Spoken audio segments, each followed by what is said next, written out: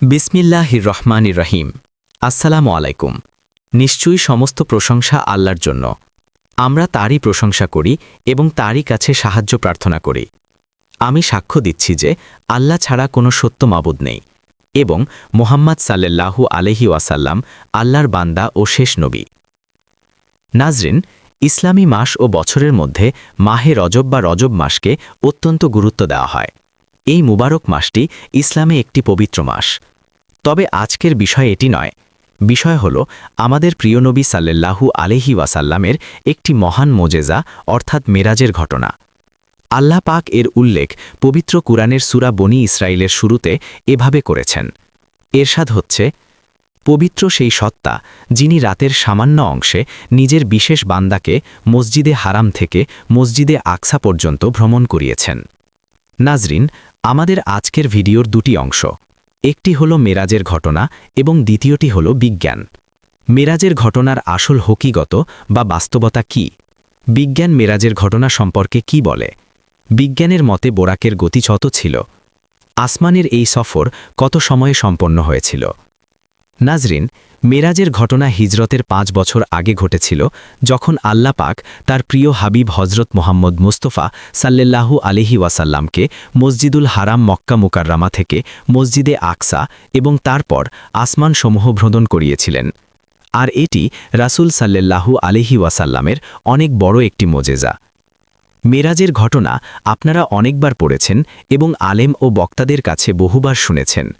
বর্তমান যুগ বিজ্ঞানের যুগ, তাই আজকের যুব সমাজ প্রতিটি কথায় বৈজ্ঞানিক যুক্তি খুঁজে বেড়ায়। রজব মাসের 27 তারিখ রাতে আল্লাহ পাকের হুকুমে হজরত জিব্রাইল আমিন 70,000 ফেরেশতার দল নিয়ে রিসালাতের দরবারে হাজির হলেন এবং আরজ করলেন, হে আল্লাহর রসুল সাল্লাল্লাহু আলাইহি ওয়াসাল্লাম, এই বিশ্বজগৎ বা কায়নাতের রব আপনার সাথে সাক্ষাৎ করতে চান। এরপর আপনাকে একটি বোরাকে সাওয়ার করিয়ে মসজিদুল হারাম মক্কা মুকাররামা থেকে বাইতুল মুকাদ্দাসে আনা হলো, যেখানে 1,24,000 নবী ও রাসূল আপনার ইমামতিতে নামাজ আদায় করলেন। এখন এখান থেকে দ্বিতীয় ধাপের সূচনা হয় এবং আপনাকে আসমান সমূহে নিয়ে যাওয়া হয়, যেখানে প্রথম আসমানে হজরত আদম আলাইহি আসসালাম, দ্বিতীয় আসমানে হজরত ইয়াহিয়া ও ঈসা আলাইহি আসসালাম, তৃতীয় আসমানে ইউসুফ আলাইহি আসসালাম, চতুর্থ আসমানে হজরত ইদ্রিস আলাইহি আসসালাম, পঞ্চম আসমানে হজরত হারুন আলাইহি আসসালাম এবং ষষ্ঠ আসমানে কালিমুল্লাহ অর্থাৎ হজরত মুসা আলাইহি আসসালামের সাথে সাক্ষাৎ হল। সপ্তম আসমানে হুজুর আকরাম সাল্লাল্লাহু আলাইহি ওয়াসাল্লামের সাক্ষাৎ মুসলিম জাতির পিতা হজরত সাইয়েদুনা ইব্রাহিম আলাইহি আসসালামের সাথে হল। এখানেই বাইতুল মামুর এবং সিদরাতুল মুনতাহা অবস্থিত, যা জিব্রাইল আলাইহি আসসালামের বিশ্রামস্থল এবং এটি সৃষ্টির শেষ সীমানা।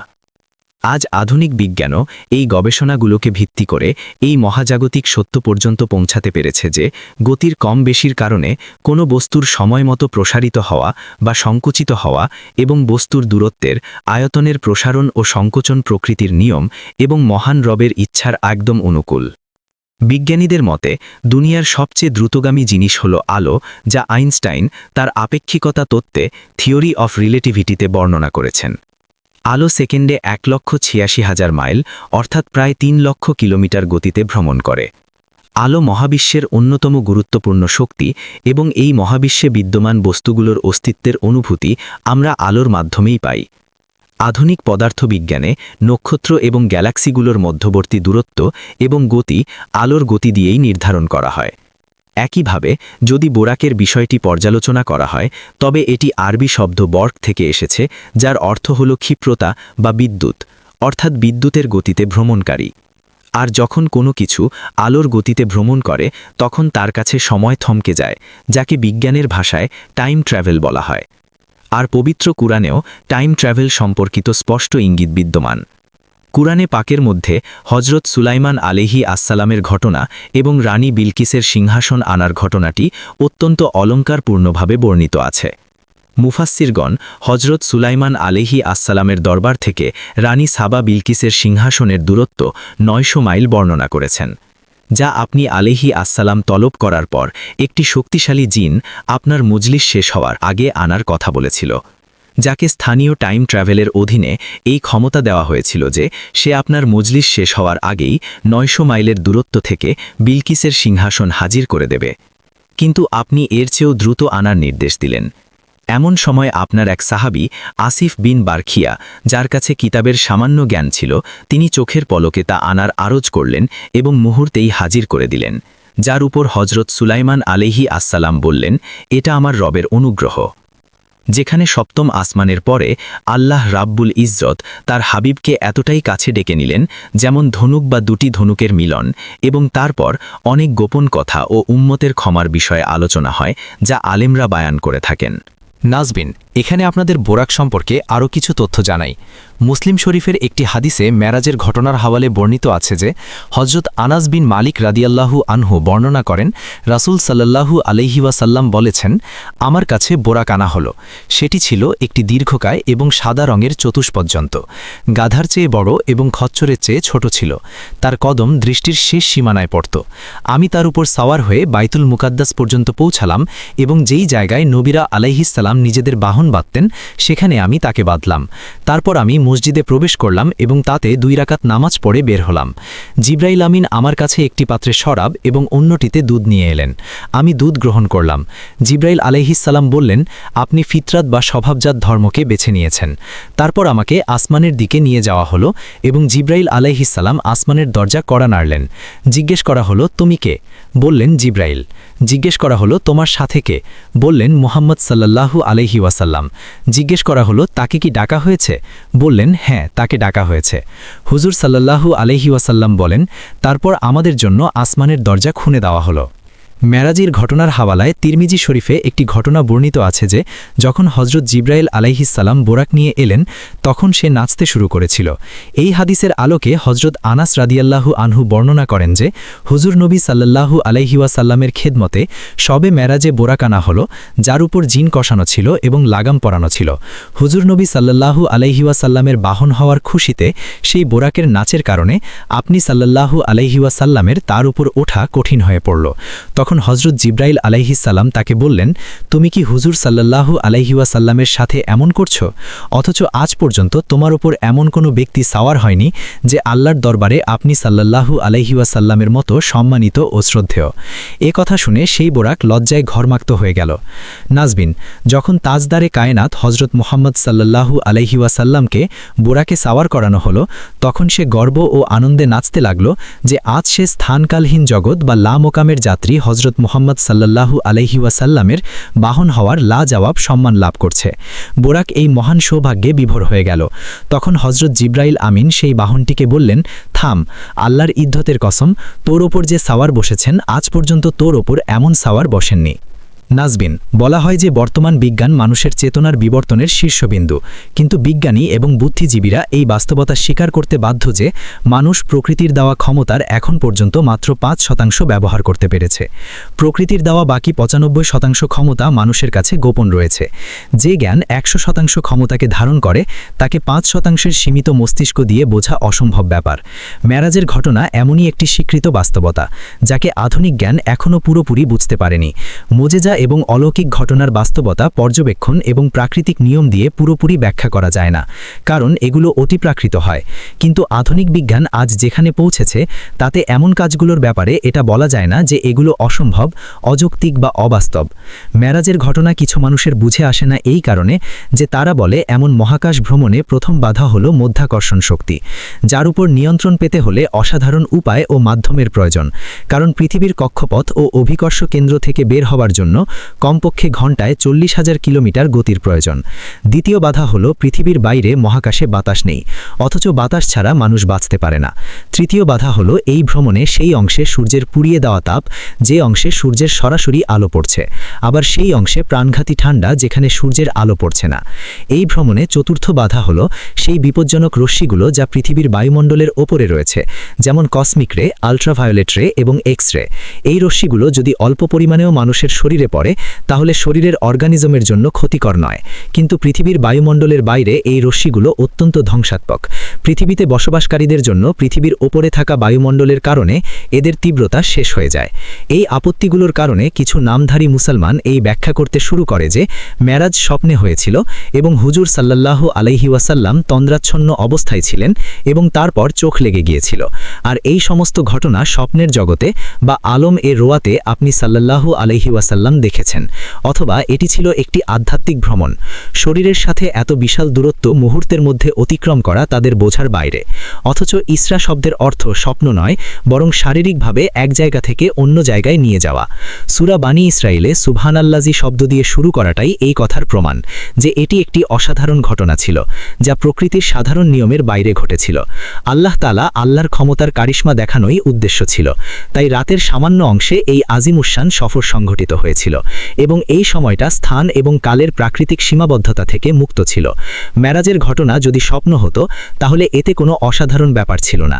স্বপ্নে তো মানুষ প্রায়ই অতিপ্রাকৃত বিষয় দেখেই থাকে। নাজবিন, আজকাল সায়েন্স ফিকশন মুভিগুলোতে প্রায়ই টাইম ট্রাভেল বা সময় ভ্রমণের বিষয়টি দেখানো হয়।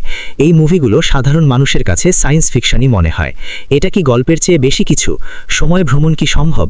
আসুন আগে সহজ শব্দে বুঝি টাইম ট্রাভেল বা সময় ভ্রমণ কি। আমাদের যা কিছু চোখে পড়ে তা হলো আলোর কোনো বস্তু থেকে প্রতিফলিত হয়ে তার প্রতিবিম্ব আমাদের চোখের মাধ্যমে মগজ পর্যন্ত নিয়ে যাওয়ার কারণে।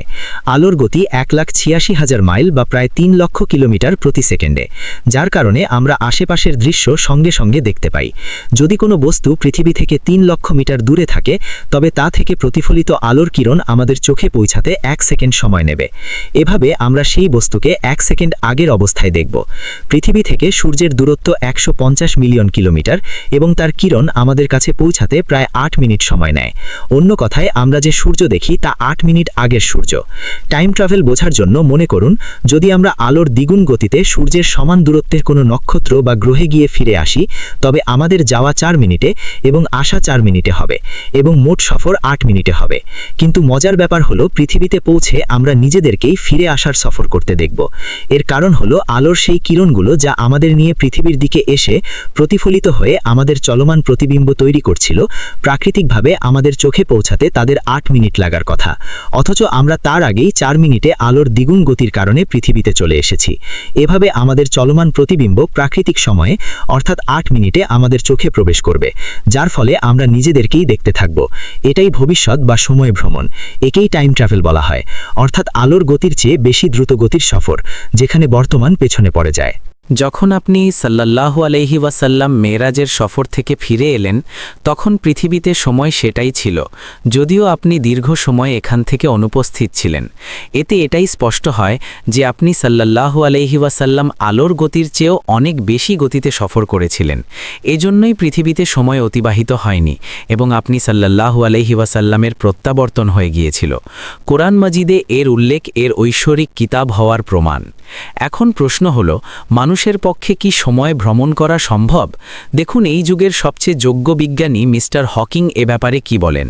আমি সময় এবং ভবিষ্যতে ভ্রমণে বিশ্বাস করি। সময় আমাদের সবাইকে নিয়ে নদীর মতো বয়ে চলে, কিন্তু এটি অন্য একভাবেও নদীর মতো বয়। এটি বিভিন্ন জায়গায় বিভিন্ন গতিতে বয় এবং এটাই সময় ভ্রমণের চাবিকাঠি। এই ধারণা 100 বছর আগে আইনস্টাইন দিয়েছিলেন। সংক্ষেপে, স্থান ও কালের সফর অর্থাৎ সময়কে পেছনে ফেলে এগিয়ে যাওয়া বর্তমানে থিওরিতে বা তত্ত্বে কার্যকর। আধুনিক বৈজ্ঞানিক গবেষণায় এই নিয়ে কাজ করার সুযোগ রয়েছে। এখন এদিকে মনোযোগ দিন যে এই মহাবিশ্বের স্রষ্টা সময় ভ্রমণের শুধু ব্যবহারিক উদাহরণই স্থাপন করেননি, বরং তার কালামে বা বাণীতে এর উল্লেখও করেছেন। এই উদাহরণ 1400 বছর আগে মেরাজের সফরে বাস্তবে দেখানো হয়েছে। এই ঘটনা এই কথার প্রমাণ যে একটি সুপার সায়েন্স বা মহাজ্ঞান সর্বদা মহাবিশ্বে কার্য রয়েছে, যার ব্যবহারিক ক্ষমতা অসীম, যা যে কোনো কাজ করার অসীম শক্তি রাখে। এরশাদ হচ্ছে, পবিত্র সেই সত্তা যিনি তার বান্দাকে রাতারাতি নিয়ে গেলেন মসজিদে হারাম থেকে মসজিদে আকসা পর্যন্ত, যার পরিবেশকে তিনি বরকতময় করেছেন, যাতে তিনি তার নিদর্শনাবলী পর্যবেক্ষণ করান। তিনিই সবকিছু শোনেন এবং দেখেন। সূত্র সূরা বনী ইসরাইল আয়াত 1। মেরাজের মহাকাশ সফরের সমস্ত কঠিন বাধার কথা যদি বলা হয়, আজ মানুষ জ্ঞানের শক্তিতে এগুলোর ওপর নিয়ন্ত্রণ লাভ করেছে এবং সময়ের অসুবিধা ছাড়া বাকি সব সমস্যা সমাধান হয়ে গেছে। গেছে, আর সময়ের সমস্যাটিও অনেক দূরের ভ্রমণের সাথে সম্পর্কিত। এই সমস্যাও আজ থিওরি বা তত্ত্বে সমাধান হয়ে গেছে। তাহলে এমন কাজ কি সেই সত্তার জন্য কঠিন যা আল্লাহর অসীম ক্ষমতা ও শক্তির মাধ্যমে সম্ভব হয়? আর নবীদের সমস্ত মোজেজা এই ধরনেরই ছিল। যখন মানুষ এই শক্তি রাখে যে বৈজ্ঞানিক উপায়ে এমন বাহন তৈরি করতে পারে যা পৃথিবীর অভিকর্ষ বলের বাইরে যেতে পারে, এমন জিনিস তৈরি করতে পারে যা পৃথিবীর বাইরের ভয়াবহ রশ্মি থেকে তাদের রক্ষা করতে পারে, এবং প্রশিক্ষণের মাধ্যমে ওজনহীন অবস্থায় থাকার অভ্যাস গড়ে তুলতে পারে, যখন মানুষ তার সীমিত শক্তি দিয়ে এই কাজ করতে পারে, তবে কি আল্লাহ তার অসীম শক্তির মাধ্যমে এই কাজ করতে পারেন না? সুতরাং এরশাদ হচ্ছে, এবং আমাদের আদেশ তো চোখের পলকের মতো। বিজ্ঞানীরা জানেন যে পরমাণুরও 100টি ছোট কণা আছে যা মহাবিশ্বের পদার্থের মধ্য দিয়ে কোনো সংঘর্ষ ছাড়াই চলে যায়। পদার্থ এর জন্য কোনো বাধা সৃষ্টি করে না, আর না সে কোনো বস্তুর সাথে ঘর্ষণ খায়। এটি খুব ছোট কণা এবং ঘর্ষণে জ্বলেও যায় না, কারণ ঘর্ষণ তো পদার্থের ক্ষেত্রে তখনই সৃষ্টি হবে যখন তা অন্তত পরমাণুর ভরের সমান হবে। বর্ণনা অনুযায়ী জিব্রাইল আলাইহিসসালাম আপনি সাল্লাল্লাহু আলাইহি ওয়াসাল্লামকে বোরাকে সাওয়ার করান। বোরাক বর্ক থেকে এসেছে, যার অর্থ বিদ্যুৎ, যার গতি সেকেন্ডে 1,86,000 মাইল। যদি কোনো মানুষ সময়ের ঘোড়ায় সাওয়ার হয় তবে সময় তার জন্য থেমে যায়। অর্থাৎ যদি আপনি সেকেন্ডে 1,86,000 মাইল গতিতে চলেন তবে সময় থেমে যাবে, কারণ সময়ের গতিও এটাই। সময় পার হয়ে যাবে, কারণ সময় এবং দূরত্ব পদার্থের চতুর্থ মাত্রা বা ডাইমেনশন। তাই যে ব্যক্তি এই চতুর্থ মাত্রার উপর নিয়ন্ত্রণ পেয়ে যায়, মহাবিশ্ব তার জন্য একটি বিন্দুতে পরিণত হয়। সময় থেমে যায়, কারণ যেই গতিতে সময় চলছে সেই লোকটিও একই গতিতে চলছে। যদিও সেই লোকটি নিজেকে চলতে থাকা অনুভব করবে, কিন্তু মহাবিশ্ব তার জন্য সেখানেই থমকে যাবে যখন সে সময় এবং দূরত্বকে নিজের নিয়ন্ত্রণে নিয়ে নেবে। তার জন্য শত শত বছর সেই অবস্থায় কেটে যাক না কেন, সময় থেমে থাকবে। আর যখনই সে সময়ের ঘোড়া থেকে নামবে, সময়ের ঘড়ি আবার টিকটিক করা শুরু করবে। সেই ব্যক্তি চাই পুরো মহাবিশ্ব ঘুরে আসুক, ফিরে এসে দেখবে বিছানা গরম, দরজার কড়া নড়ছে এবং পানি গড়িয়ে পড়ছে। আল্লাহ তাআলার ক্ষমতা অসীম। তিনি সব কিছুর উপর ক্ষমতাবান, যে রাতকে যতক্ষণ চাইবেন আটকে রাখতেন। যদি তিনি আটকে রাখেন তবে তার সত্তা ছাড়া কেউ নেই যে দিন আনতে পারে। কোরআনে পাকে বলা হয়েছে, আপনি বলুন আমাকে জানাও তো, যদি আল্লাহ কেয়ামত পর্যন্ত তোমাদের উপর রাত চাপিয়ে দেন তবে আল্লাহ ছাড়া কে আলো আনতে পারে? আপনি বলুন আমাকে জানাও তো, যদি আল্লাহ চান তবে কেয়ামত পর্যন্ত তোমাদের উপর দিনই রেখে দিতে পারেন, তবে আল্লাহ ছাড়া কে রাত আনতে পারে যাতে তোমরা বিশ্রাম নিতে পারো? সূত্র সূরা কাসাস আয়াত 71-72। তো আল্লাহ তাআলার পূর্ণ ক্ষমতা আছে, তিনি চাইলে সময়কে থামিয়ে দিতে পারেন। আমাদের দৈনন্দিন পর্যবেক্ষণে দেখা যায় একটি বাড়িতে একই সময় বাল্ব জ্বলছে, পাখার বাতাসে আরাম পাওয়া যাচ্ছে, রেডিও শোনা যাচ্ছে, টেলিভিশন দেখা হচ্ছে, টেলিফোনে কথা বলা হচ্ছে, ফ্রিজে খাবার সংরক্ষিত রাখা হচ্ছে, এয়ার কন্ডিশনারে ঘর ঠান্ডা হচ্ছে, টেপ রেকর্ডারে গান রেকর্ড হচ্ছে, গ্রাইন্ডারে মশলা পেশা হচ্ছে, ইস্ত্রি দিয়ে কাপড়ের ভাঁড়ি দূর করা হচ্ছে, সিডি প্লেয়ারে সিনেমা দেখা হচ্ছে, ইত্যাদি ইত্যাদি। কেউ একজন গিয়ে মেইন সুইচ অফ করে দিল। তারপর কি হলো? মুহূর্তের মধ্যে সবকিছু কাজ করা বন্ধ করে দিল। জানা গেল যে এ সবই কারেন্টের বা বিদ্যুতের কারসাজি ছিল। কারখানার অবস্থাও একই রকম। কাপড় বোনা হচ্ছে, যেই বিদ্যুৎ চলে গেল তাঁত বোনার মেশিন থেমে গেল। যেই কারেন্ট এলো সবকিছু আবার কাজ করা শুরু করলো। আজকের মানুষ এই যুগের পর্যবেক্ষণের সামনে মেরাজের বর্ণনার সত্যতা উপলব্ধি করতে পারে। বর্ণনায় পাওয়া যায় যে সৃষ্টির সেরা সাল্লাল্লাহু আলাইহি ওয়াসাল্লাম যখন মেরাজের সফর থেকে ফিরে এলেন তখন বিছানার উষ্ণতা তেমনই বাকি ছিল, অজুর পানি তখনও গড়িয়ে পড়ছিল, দরজার কড়া তখনও নড়ছিল। 1400 বছর আগে এই বিষয়ে বিশ্বাস করা অসম্ভব বিষয়গুলির মধ্যে ছিল, কিন্তু আজ এই বিষয়টি সহজেই বোঝা যেতে পারে। কারেন্টের উদাহরণ দিয়ে এটা বোঝা যায় যে এর উপর নিয়ন্ত্রণ পেলে কিভাবে সব কাজ সম্ভব হয়। একইভাবে সময়ের উপর নিয়ন্ত্রণ পেলে সব কিছু থেমে যায়। সম্ভব যে মেরাজের রাতে স্থান ও কালের ব্যবস্থা অকার্যকর করে দেওয়া হয়েছিল, সময় থেমে গিয়েছিল। মহাবিশ্বের স্রষ্টা স্থান ও কালের ব্যবস্থার রচয়িতার জন্য কি এটা কিছু কঠিন ছিল? তারপর যখন মানুষের তৈরি মহাকাশযান চাঁদ, শুক্র এবং মঙ্গল গ্রহে পৌঁছাতে পারে, তখন ঐশ্বরিক শক্তি এবং অসীম ক্ষমতার অধিকারীর হুকুমে তার রাসূল সাল্লাল্লাহু আলাইহি ওয়াসাল্লাম সবে মেরাজে আসমানগুলো পাড়ি দিয়ে সিদরাতুল মুনতাহা পর্যন্ত পৌঁছাতে পারেন না? কোনো ভাবুক এই আধুনিক মনের যৌক্তিক সংশয়গুলো নিয়ে চিন্তা করলে মেরাজের পর্যাপ্ত যৌক্তিক ব্যাখ্যা এটাই ছিল যে আজকের যুগে এমন বিষয়গুলো বোঝা কঠিন নয় এবং এমন কাজ হওয়া অসম্ভব বা অবাস্তব বলা যায় না। নইলে ধর্মীয় বিশ্বাস বা আকিদা পর্যবেক্ষণের নয়, গায়েবে বিশ্বাস বা ইমান বিল গাইবের দাবি রাখে। এই বিষয়টি নিখাত বিশ্বাসের, এবং যখন তৌহিদ ও রিসালাত নির্ভরযোগ্য মাধ্যম দ্বারা প্রমাণিত হয়ে যায়, তখন এগুলোর উপর ঈমান আনা এবং এর বাস্তবতা ও অবস্থাকে আল্লাহর জ্ঞানের উপর ছেড়ে দেওয়াই প্রকৃত ইবাদত। এটা জরুরি নয় যে একটি অতিপ্রাকৃত ঘটনার প্রতিটি বিষয় প্রকৃতির নিয়ম অনুযায়ী হতে হবে। তাই ঈমানের হুকুম আগে। নবুয়ত, ওহী এবং মোজেজার বিষয়গুলো মানুষের বুদ্ধি ও অনুমানের বাইরে। যে ব্যক্তি এই বিষয়গুলোকে নিজের অনুমানের অধীন এবং নিজের বুদ্ধি ও বিবেচনার উপর আটকে রাখে এবং বলে যে এই জিনিস যতক্ষণ বুদ্ধিতে না আসবে ততক্ষণ মানব না, তাহলে বুঝতে হবে যে সেই ব্যক্তি ঈমানের অংশ থেকে বঞ্চিত হচ্ছে। আল্লাহ রাব্বুল ইজ্জত আমাদের অন্তরে দ্বীনকে গেঁথে দিন। আমিন। নাজবিন, এই ছিল আমাদের আজকের ভিডিও। আশা করি আপনাদের এই ভিডিওটি ভালো লেগেছে। যদি আপনাদের এই ভিডিওটি ভালো লেগে থাকে তাহলে আপনাদের কাছে অনুরোধ, আমাদের চ্যানেলটি সাবস্ক্রাইব করুন এবং সাথে থাকা বেল বাটনটি প্রেস করে নিন, যাতে আমাদের প্রতিটি তথ্যবহুল ভিডিওর নোটিফিকেশন সময় মতো আপনার কাছে পৌঁছে যায়। সাবস্ক্রাইব করার সাথে সাথে আমাদের ভিডিওটি লাইক করুন এবং কমেন্টসে আপনার মূল্যবান রায় অবশ্যই জানান। কমেন্টসে আপনারা আপনাদের প্রশ্নগুলোও আমাদের কাছে পৌঁছাতে পারেন। পরবর্তী ভিডিও পর্যন্ত বিদায়।